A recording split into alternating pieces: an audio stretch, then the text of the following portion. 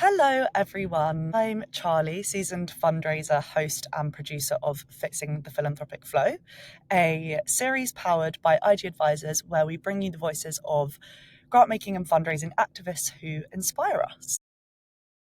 Hi everyone, I'm Harriette, an advisor at IG and seasoned grant maker myself turned resource activist. And here at IG, we work with the philanthropy, business, and not for profit sectors to bring about social and environmental change. And today we are going to be chatting with Tara, one of our wonderful Fix the Flow fellows. Tara, could you introduce yourself and tell us a little bit more about your journey in the grant making space, please? Yes, hello everybody. Very excited to be here. Thank you very much for having me. So indeed, my name is Tara. I run a independent family foundation called the MC2H Foundation. It has a mission which is early years literacy in West Africa.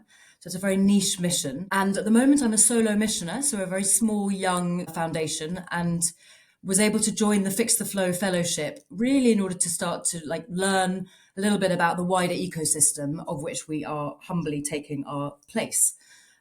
So conscious that whilst there is a mission for the foundation, what's been really exciting for me on this journey is thinking beyond just that space, that cause area, not just what we're trying to achieve, but how we're trying to achieve it. And that's really been the key shift for me in this journey. We're now 3 years, I'm about to start my third operational year in the foundation of grant giving and beyond. And that's the exciting bit. I think that's the bit where we can really make deep systemic change. So excited to have been able to partner with organizations such as yourselves to help us learn about that space, to network in that space. And happy to answer any further questions on that.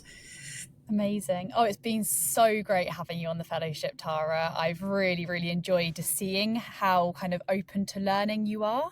From the get-go, you're like just here, you're listening, you're participating, and honestly, that's really appreciated. So thank you for that. So our fellowship, as you know, our Fix the Flow Fellowship is a movement of what we call resource activists. So you've already started talking about this shift, and I'd love for you to talk a little bit more about what led you to making the shift from just playing the grant making game to really wanting to change the game.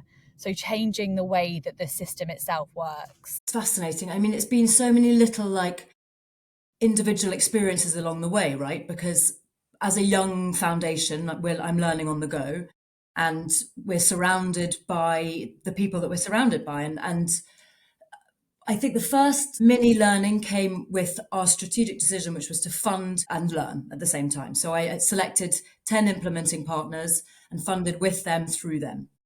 And was a fantastic, deep learning experience, which for me felt like the right way to be doing it, because we were at the same time directly impacting communities through our funding.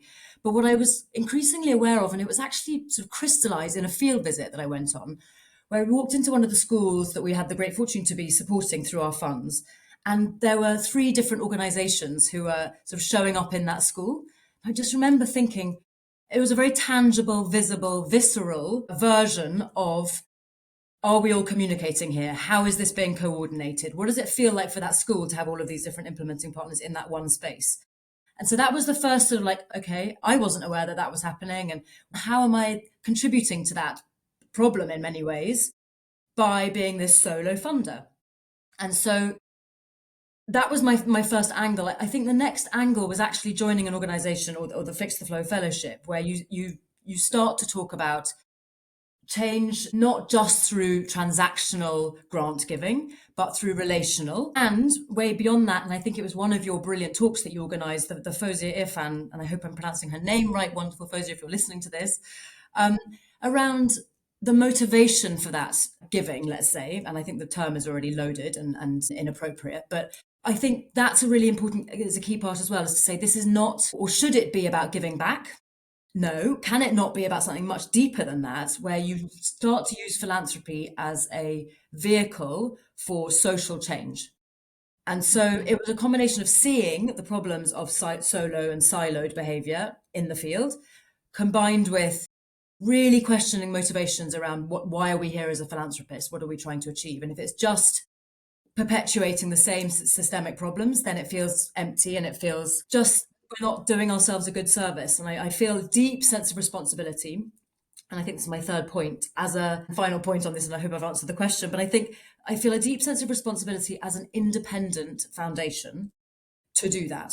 And I feel a deep sense of gratitude as an independent foundation that we are able to do that. And we are unshackled by history and politics and admin and bureaucracy. And so I feel that weight of responsibility to be that activist. That's a big word, and it's a fantastic word, but you have to then follow through with that. And I hope that I'm learning from the best through this course that I've been able to do with you guys.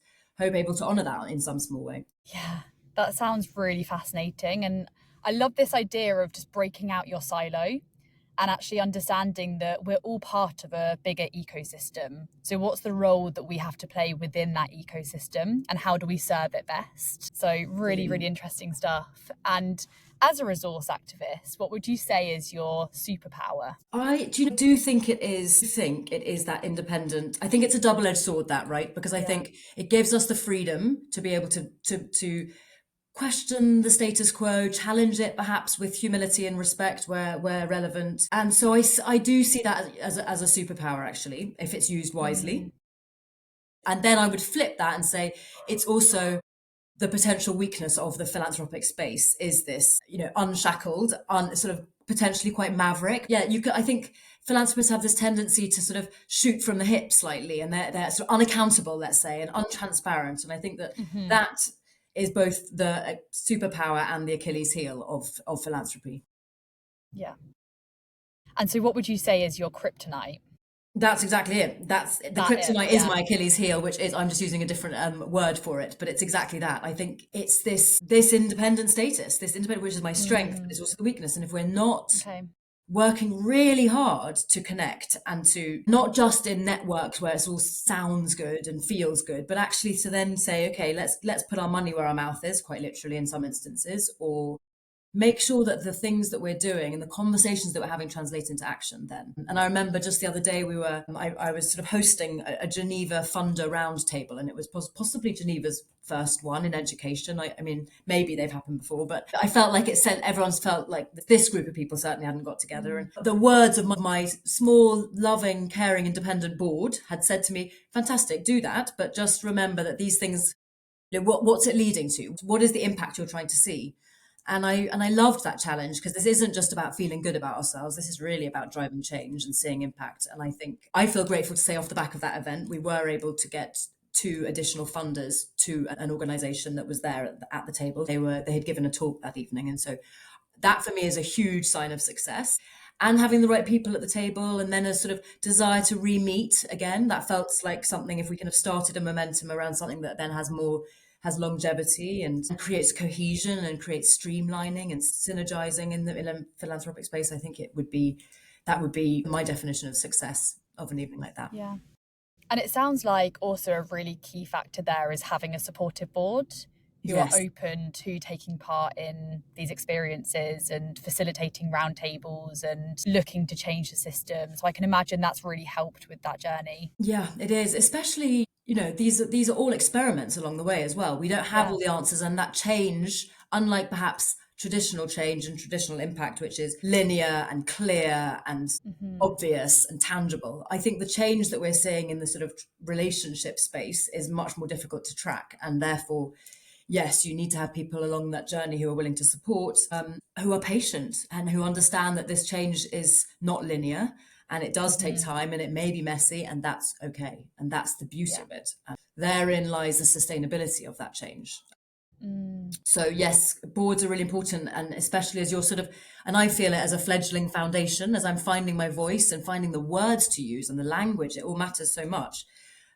And I'm sure even in this conversation, there'll have been moments when you're just like, that's not, word matters. And I remember when I first started the foundation, I probably, if you'd asked me a question around what are my motivations, I may have said, I really just want to give back to a continent that I love so much. And I'm half South African, et cetera, et cetera. Now, I would never use those words, I think, anymore around just giving back. It feels like deeply inappropriate and not what's driving me today. What's driving me today feels much more substantiated and much more richer with sort of social change and social equity and social justice. That's the motivator. So, yes.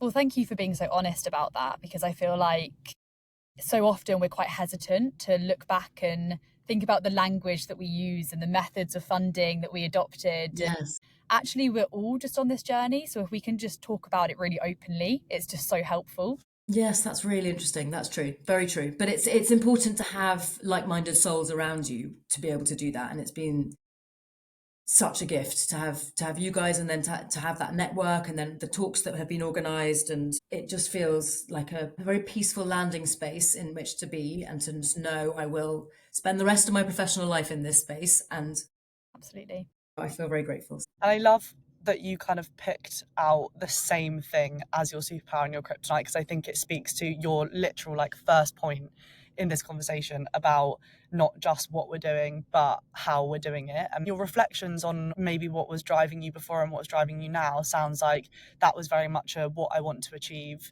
versus now you're really thinking about the best ways to implement Yes, so that true. and go Exactly. about that. Exactly. As important, really as important. And in any theory of change, to see those values showing up in that theory of change is so critical. And I've redone my theory of change with the values baked right in there now. And how that requires courage, and that requires the language, and that requires, almost, I love the idea of like swinging that pendulum and saying like at the expense of change. And I'm not sure it does need to be like that, but I'm willing to take that hit and say that we haven't got any impact to report. We're on this journey, and it's the journey that counts, not that destination. And so I'm excited by that too. And again, that goes back to that first point about like using our status as an independent, because I can afford to do that, and how lucky we are, because many people simply would have to report impact. Otherwise they have to pack up and go home.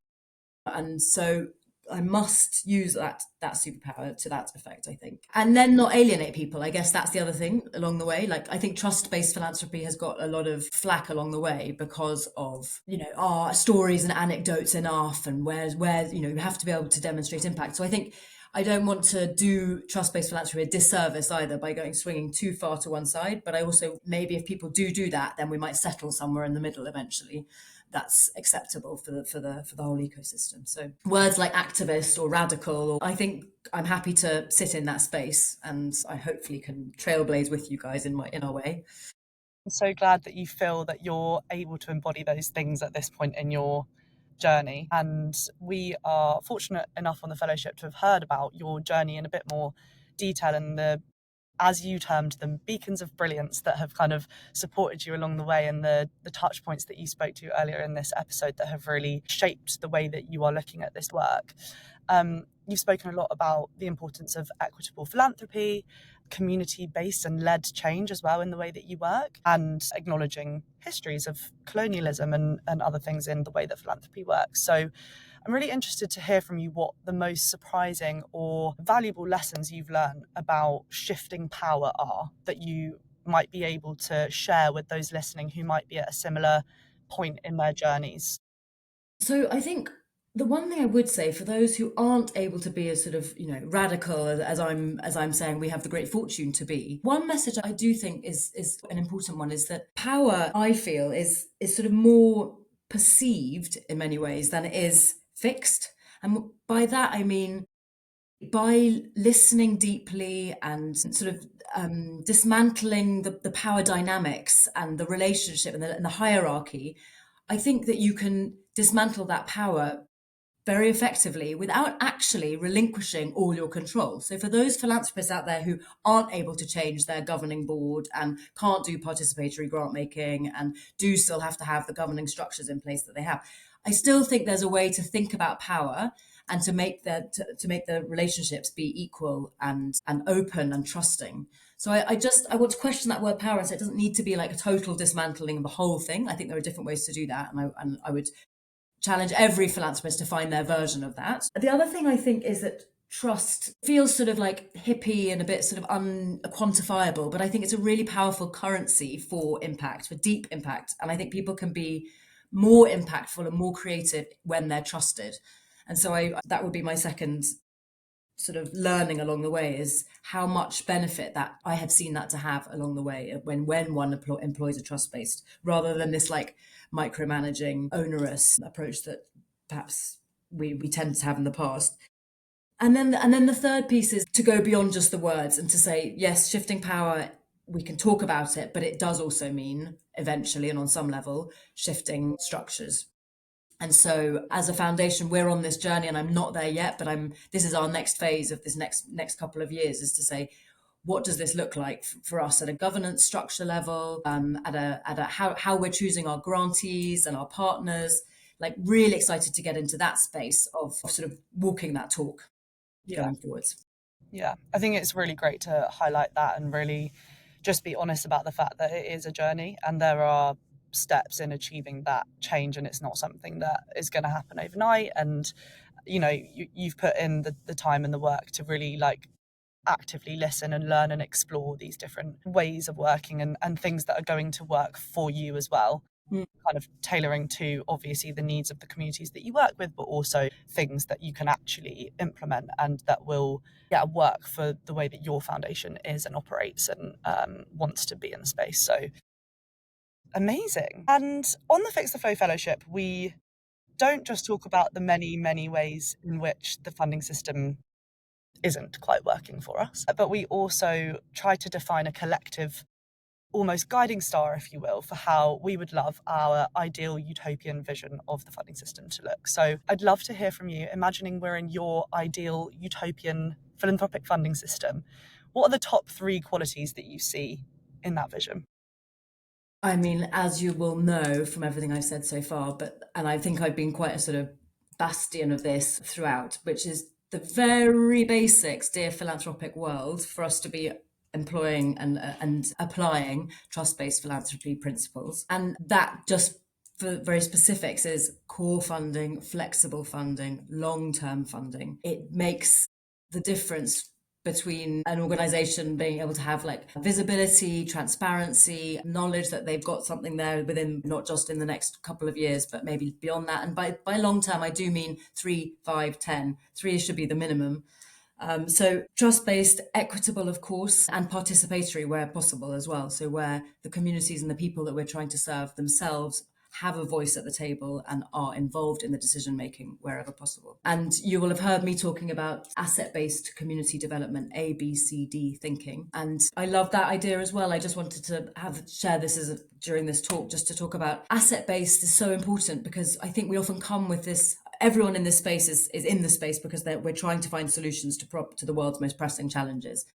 And yet parachuting in, and often in trying to help, we're doing more damage simply by creating this sort of dynamic. And I think where we can get a more equitable and more equal starting point between the people that we're trying to serve, and start talking about their assets and their strengths and their resources and their capabilities and not their needs, immediately sets the footing on the right level. And I think then we can start saying, once you recognize your strengths, then we can discuss what you might need and then who the right person might be to support that, and step out the way as a foundation where that, and create the space for that to grow and thrive. And then importantly, the CD of ABCD, so asset-based community development, the CD there is community driven. And it's not us coming in and resolving all the problems that they have identified themselves, but them driving that and helping them create the networks that they need to be able to do that. I feel very strongly that if we could, where possible, be employing an ethos like that, which is community-led and strength-based, what's strong, not what's wrong, I think there's something really powerful and very sustainable in that, because then it's driven from those who are most vested and most closest to the problems. Amazing. Wow. Charlie, I don't know about you, but I'm feeling pretty inspired by all of this. And I'm sure for everyone listening as well, especially philanthropists who are listening to this and thinking, wow, that journey sounds so empowering and impactful. And I'd love to hear from you, Tara, about what kind of advice would you give to someone, maybe a philanthropist out there, who's thinking about becoming a resource activist? Gosh, I mean, I don't have all the answers at all, and I'm not in a position to be doling out advice. But I guess if I could sort of encapsulate what I'm trying to do, it would be just 2 simple things, really. It would be listen deeply and then act boldly. And I love that. I hope that I can achieve that, and that resonates, if that resonates.